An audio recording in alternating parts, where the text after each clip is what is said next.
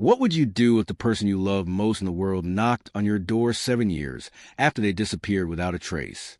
If you're enjoying this story, please hit that like button, share it with someone who loves a good tale, and subscribe so you never miss our next adventure. Also, drop a comment telling us where you're watching from, because we absolutely love hearing from you. Daniel was having his morning coffee when he heard the knock. It was soft, almost scared, like whoever was knocking didn't really want to be heard. He put down his cup and walked across the big marble floor of his mansion. His shoes made clicking sound that echoed in the huge hallway. When he opened the heavy wooden door, his heart stopped. Standing there was a woman he thought he would never see again. Her clothes were dirty and torn. Her face was thin, too thin, like she hadn't eaten properly in weeks. Her hair was messy and tangled. But her eyes, those eyes, he would know them anywhere. They were the same eyes that used to look at him with so much love 7 years ago. "Sasha?" Daniel whispered. His voice came out strange and cracked. The woman nodded slowly. Behind her, holding tight to her hand, was a small boy. The child looked about 6 years old. His clothes were even dirtier than hers. His face was smudged with dirt, and his eyes were big and round and filled with fear. The boy was shaking, and Daniel couldn't tell if it was from cold or fear or both. "Daniel," Sasha said quietly. Her voice sounded tired, like she had been walking for days. "I know I have no right to be here. I know you probably hate me. But please, I'm begging you, can I clean your house for food? Just one meal. For him." She looked down at the boy.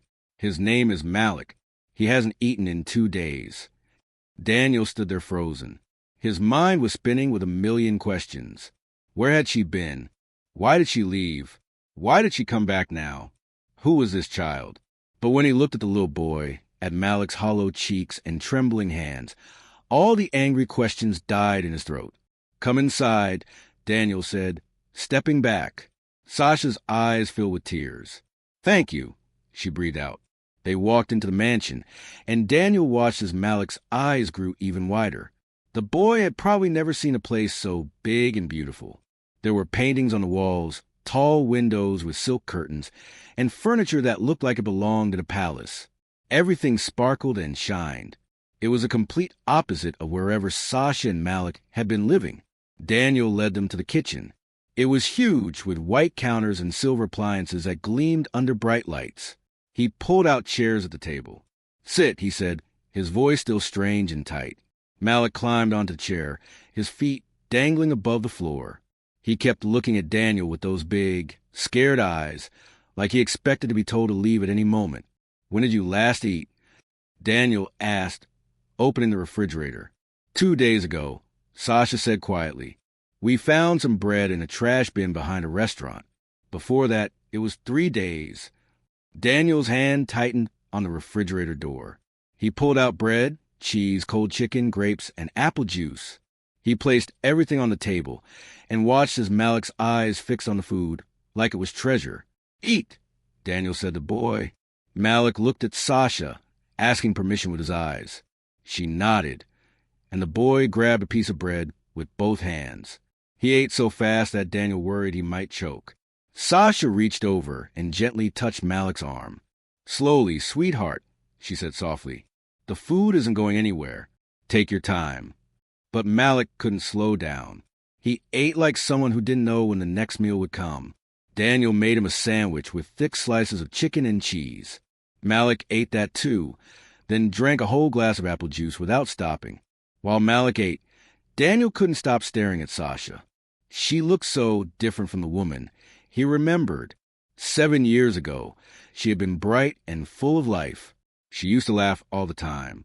Her smile could light up a whole room. She loved dancing in the kitchen and singing even though she couldn't carry a tune. She had been his whole world. Then one day, she was just gone. No note, no phone call, no explanation. Daniel had searched everywhere. He called the police. He hired detectives. He spent months looking for her, thinking something terrible had happened. But there was no trace. It was like she had never existed. Eventually, everyone told him to move on. They said she had probably just left him. Maybe she never really loved him. Maybe she found someone else. But Daniel never believed that. He knew what they had was real. He felt it in his bones. Something had happened to her. Something bad. And now, here she was, looking like she had been through a war. "Sasha," Daniel said slowly, "where have you been?" Sasha looked down at her hands. They were rough and covered in small cuts. "It's a long story," she said. "I have time," Daniel replied. His voice was harder now, all the hurt from 7 years coming back. "I don't know if you want to hear it," Sasha said. A tear rolled down her cheek. "I don't know if you can forgive me." "Try me," Daniel said. Malik had finished eating. He was leaning against Sasha now, his eyes starting to close. The warm food and the safe place were making him sleepy. Sasha wrapped her arm around him and held him close. "I didn't leave because I wanted to," Sasha began, her voice shaking. "I left because I had to. I left to save your life." Daniel leaned back in his chair. "What are you talking about?" "My brother," Sasha said, and her voice got even quieter. "He got into trouble. Bad trouble. He owed money to very dangerous people. People who hurt others when they don't get what they want. And when he couldn't pay, they came after him. They came after our whole family." Daniel listened, his heart beating faster. "They found out about you," Sasha continued. "They found out that you had money. Lots of it. And they told me that if I didn't help them get to you, they would kill my brother. They said they would hurt you too. They had guns, Daniel. They had pictures of you, of your house, of everywhere you went. They were watching you." Sasha's tears were falling faster now. "I couldn't let them hurt you. I couldn't. So I made a deal. I told them I would disappear and never contact you again if they promised to leave you alone. They agreed, and I left that same night. I didn't even pack a bag. I just ran." Daniel felt like someone had punched him in the stomach. "Why didn't you tell me? Why didn't you come to me for help?" "Because they would have killed you," Sasha said, her voice breaking. "They told me that if you tried to help, if you went to police, if you did anything, they would make sure you never saw another sunrise. I couldn't risk it. I loved you too much." The kitchen went silent except for Malik's soft breathing. The little boy had fallen asleep in Sasha's arms, finally feeling safe enough to rest. Daniel stood up and walked to a window. He stared outside at his beautiful garden with its perfect flowers and green grass. His hand was shaking. All these years, he thought Sasha had just left him. He thought maybe he wasn't good enough for her. He thought maybe she never really loved him. But the truth was so much worse. She had loved him enough to disappear. "What about your brother?" Daniel asked without turning around. "Where is he now?" Sasha's voice was barely a whisper. "He died 3 years ago. The people he owed money to, they found him anyway. They didn't care that I had kept my promise. They killed him." Daniel turned around fast. "And you've been running ever since?" Sasha nodded. "They found out I was still alive. They thought maybe I had money hidden somewhere. They thought maybe you had given me something before I left. So they started hunting me. I've been moving from city to city, town to town, never staying anywhere long. Then I found Malik." Daniel looked at the sleeping boy. "Who is he?" "He's my brother's son," Sasha explained, stroking Malik's hair gently. "When my brother died, Malik had nobody. His mother had left when he was a baby. There were no other relatives who wanted him. The bad people were going to take him, use him to make me come out of hiding. So I took him and ran. I've been protecting him for 3 years now." 3 years on the run, Daniel said slowly. 3 years of hiding and starving and being scared. "I had no choice," Sasha said. Tears kept falling down her face. "Every time I thought about coming to you, I remembered their threat. I remembered what they said they would do. But yesterday, Malik got sick. He had a fever, and he was so weak. I realized that trying to protect him by running was killing him anyway. So I took a chance. I came here. I thought maybe if I offered to work for you, to clean your house, you might give us one meal, just enough to give Malik strength. Then we would leave and never bother you again." Daniel felt anger rising in his chest. Not at Sasha, but at everything that had happened. Do you really think I would let you leave? Do you think I would give you one meal and send you back out there to die? Sasha looked up at him with surprised eyes. I broke your heart. I disappeared without a word. Why would you want to help me? Because I never stopped loving you, Daniel said, his voice loud and then soft again when Malik stirred in his sleep. Because even when I was angry, even when I thought you had just left me, I never stopped hoping you would come back. And now you're here, and you're telling me you left to save my life. How could I not help you? Fresh tears streamed down Sasha's face. I don't deserve your kindness. Maybe not, Daniel said, sitting back down at the table. But Malik deserves a chance at a real life. He deserves to not be hungry. He deserves to not be scared all the time. And you deserve to stop running. Sasha shook her head. You don't understand. These people, they don't give up. If they find out I'm here, they'll come for all of us. I can't put you in danger. Let them come, Daniel said firmly. I'm not the same person I was 7 years ago, Sasha. I have resources now. I have security. I have people who can protect us. And more importantly, I have something worth fighting for again. He reached across the table and took Sasha's hand. It was rough and cold, so different from how he remembered it.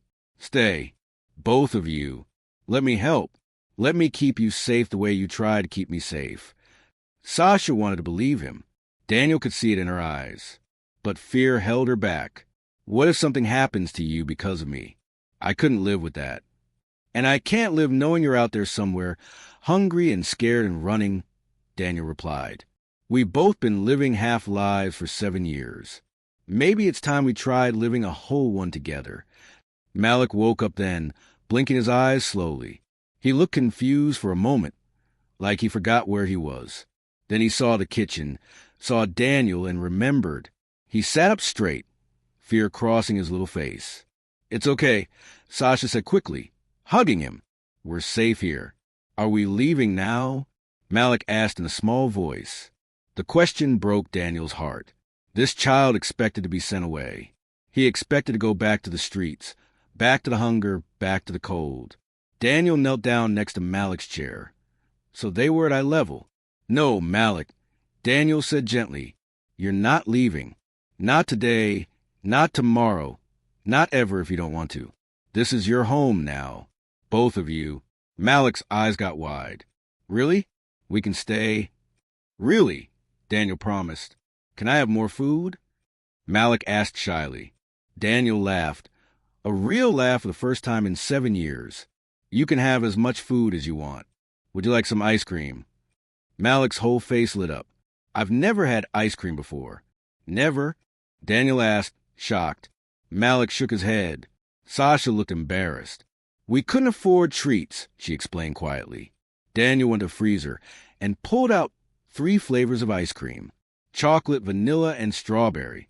He scooped big portions into a bowl for Malik. The boy's eyes got so big they looked like they might pop out his head. Is all that for me? Malik whispered. All for you, Daniel confirmed. Malik took the spoon with both hands and took a tiny bite. Then his face transformed into the biggest smile Daniel had ever seen. It's cold and sweet and amazing, Malik said, taking another bite, then another. Watching Malik eat ice cream with such pure joy made something shift in Daniel's chest. This little boy had been through so much. He had lost his father, lived on the streets, gone hungry for days, and yet here he was, finding happiness in a simple bowl of ice cream. Children were strong in ways adults forgot to be. While Malik ate, Daniel and Sasha talked more. She told him about the close calls, the times they almost got caught. She told him about sleeping in abandoned buildings and under bridges. She told him about the kind strangers who sometimes helped and the cruel ones who didn't. She told him about teaching Malik to read using old newspapers and how she sang to him every night to help him sleep even when she was terrified herself. Daniel told her about his life too, how he had thrown himself into work after she disappeared, how he built his company bigger and bigger, trying to fill the empty space she left behind, how he bought this big mansion, but it always felt cold and lonely, how he never dated anyone else because nobody could compare to her. I kept your picture, Daniel admitted. In my wallet. I looked at it every day and wondered where you were. Sasha started crying again. I'm so sorry. I'm sorry for all the pain I caused you. You were trying to protect me, Daniel said. I understand that now. But, Sasha, we need to end this. We need to stop these people so you and Malik can really be free. How? Sasha asked. They're too powerful, too dangerous. I have friends, Daniel said. People who can help. People who deal with situations like this. We can make them go away. Legally. Permanently. Sasha looked scared but also hopeful. Do you really think it's possible? I know it is, Daniel said with confidence. But I need you to trust me. Can you do that? Sasha looked at Malik, who had finished his ice cream and was smiling contentedly. She thought about all the nights of fear, all the days of hunger, all the running. She was so tired of being afraid. Maybe it was time to trust someone else to be strong for a while. Yes, Sasha said finally. I trust you. Daniel squeezed her hand. Then we start tomorrow. Tonight, you both rest. You're safe here. I promise. The next morning, sunlight poured through the tall windows of the mansion. Malik woke up in a real bed for the first time in 3 years. It was soft and warm, with blankets that smelled clean and fresh. For a moment, he thought he was dreaming, but then he heard voices downstairs and remembered. This was real. They were safe. Malik climbed out of bed and walked down the big staircase, holding tight to the railing. His bare feet made no sound on the soft carpet. When he reached the kitchen, he found Daniel and Sasha sitting at the table with papers spread out everywhere. Good morning, Malik, Daniel said with a smile. Are you hungry? Malik nodded. He was always hungry. Even though his stomach was full from last night, it was like his body didn't believe food would keep coming. Daniel made him pancakes. Real pancakes with butter and syrup. Malik ate slowly this time, like Sasha had taught him. While he ate, he listened to the adults talk. I call my friend Marcus. Daniel was saying he used to work for the government helping people who were in danger. He knows how to handle situations like yours. He's coming here this afternoon. Sasha looked nervous. What if these people find out we're talking to someone? What if they come here before your friend can help? I have security now, Daniel explained. There are cameras all around this property. There are guards at the gate. Nobody gets in without my permission. And I've already sent their pictures and information to the local police. If they come anywhere near here, they'll be arrested immediately. You did all that already? Sasha asked, surprised. I did it last night after you went to bed. Daniel said, I told you, I'm not letting anything happen to you or Malik. I mean it. Malik felt something warm growing in his chest. It was a feeling he hadn't felt in a long time. Safety. He was actually safe. Nobody was chasing them. Nobody was going to hurt them. For the first time since his father died, Malik felt like he could breathe properly. After breakfast, Daniel showed them around the mansion. There were so many rooms. A library filled with books from floor to ceiling. A game room with toys and a big television. A pool outside with water, so blue it looked like the sky. Malik had never seen anything like it. This can all be yours, Daniel told Malik. You can play here whenever you want. You can read any book. You can swim in the pool. This is your home now. Really? Malik asked, still not quite believing it. Really? Daniel promised.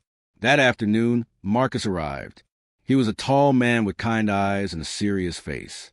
He sat down with Sasha and asked her questions. Lots of questions. About the dangerous people. About where they lived. About how they operated. About everything she knew. Sasha answered every question. Even though Daniel could see it was hard for her. She was scared, but she was also brave.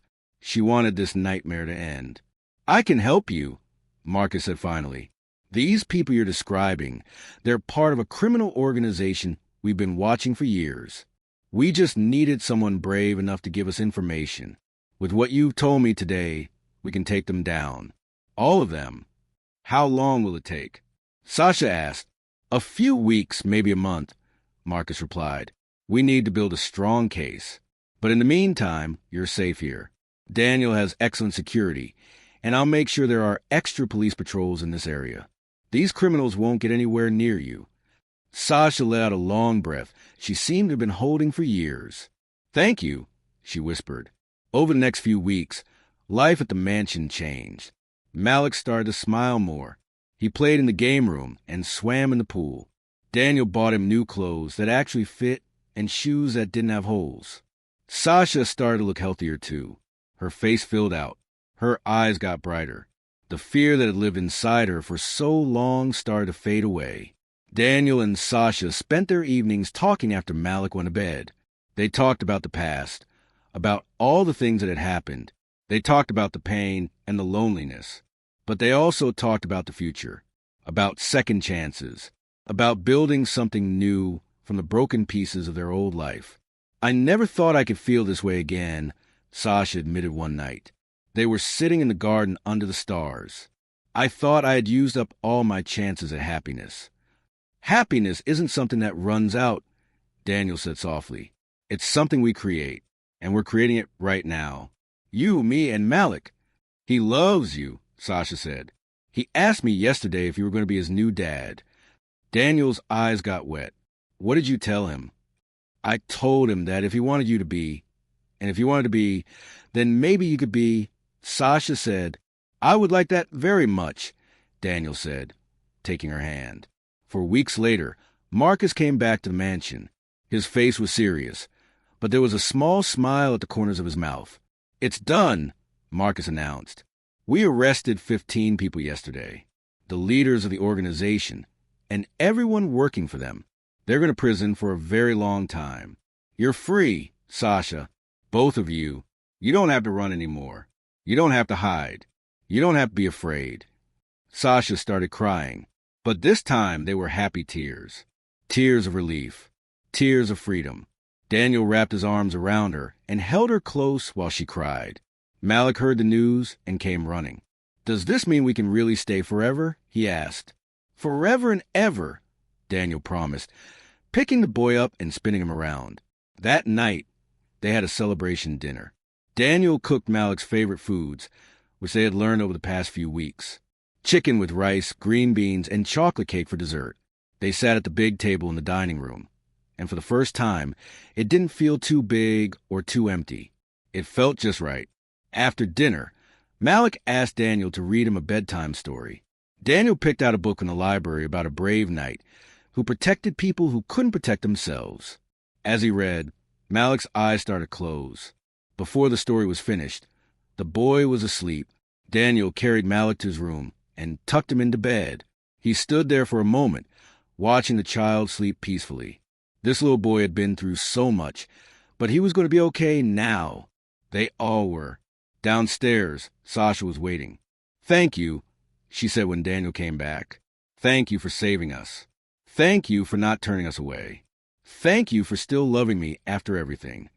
"I never stopped," Daniel said simply, "and I never will." He pulled a small box from his pocket. Inside was a ring. The same ring he had bought 7 years ago, before Sasha disappeared. He had kept it all this time, hoping that someday he might get the chance to give it to her. "I know we have a lot to work through," Daniel said, getting down on one knee. "I know it won't be easy.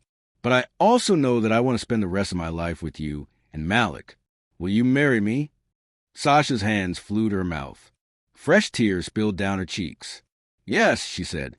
"Yes, 1,000 times yes."